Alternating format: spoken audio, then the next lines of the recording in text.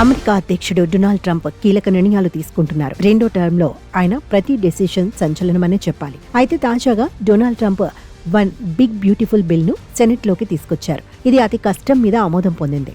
ఈ బిల్లుకు అనుకూలంగా 50 ఓట్లు పడితే ప్రతికూలంగా కూడా అన్ని ఓట్లొచ్చాయి. దాంతో చివరకు అమెరికా ఉపాధ్యక్షుడు జేడీ వాన్స్ ఈ బిల్లుకు ఓటు వేయడంతో 51 నుండి 50 ఓట్ల తేడాతో ఆమోదం పొందింది. ఇక బిల్లును అధికార రిపబ్లికన్ పార్టీకి చెందిన 3 సభ్యులు వ్యతిరేకించడంతో ఈ పరిస్థితి తలెత్తింది. బిల్లును జూలైనే చట్టంగా మార్చడానికి ట్రంప్ ప్రభుత్వం అన్ని ప్రయత్నాలు చేస్తోంది. 2017 నాటి పన్ను తగ్గింపులను పొడిగించడంతో పాటు కార్మికులు, వ్యాపారాలకు కొత్త ప్రయోజనాలను కల్పించడం, క్లీన్ ఎనర్జీ ప్రోత్సాహకాలను తగ్గించడం, మెడికెయిడ్, ఫుడ్ అసిస్టెన్స్ తో పాటు సేఫ్టీ నెట్ పథకాలకు అందిస్తోన్న నిధుల్లో కోత విధించడం మొదలైనవి ఈ బిల్లులో ఉన్నాయి.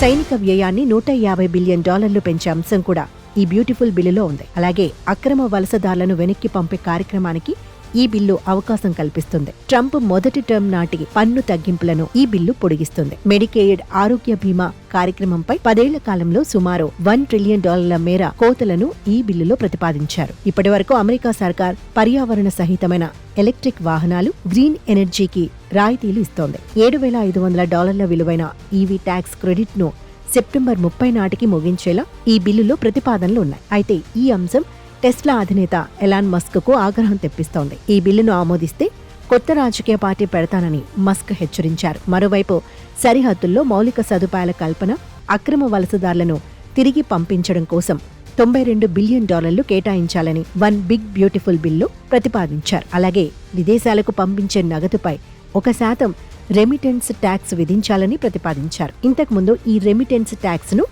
3.5% ప్రతిపాదించిన ఆ తర్వాత 1% తగ్గించారు. ధనిక యూనివర్సిటీలపై గరిష్టంగా 8% వరకు పన్ను విధించాలని ఈ బిల్లులో ప్రతిపాదించారు. సెమీకండక్టర్ల సెక్టార్కు ఊతమిచ్చేలా చిప్ల తయారీ పరిశ్రమలకు పన్ను రాయితీలను 25% నుంచి 35% పెంచాలని వన్ బ్యూటిఫుల్ బిగ్ బిల్లులో ప్రతిపాదించారు. ఇలా కొన్ని కీలక అంశాలు ఈ తాజా బిల్లులో ఉన్నాయి. దాంతో ఈ బ్యూటిఫుల్ బిల్లుకు ప్రాధాన్యత సంతరించుకుంది.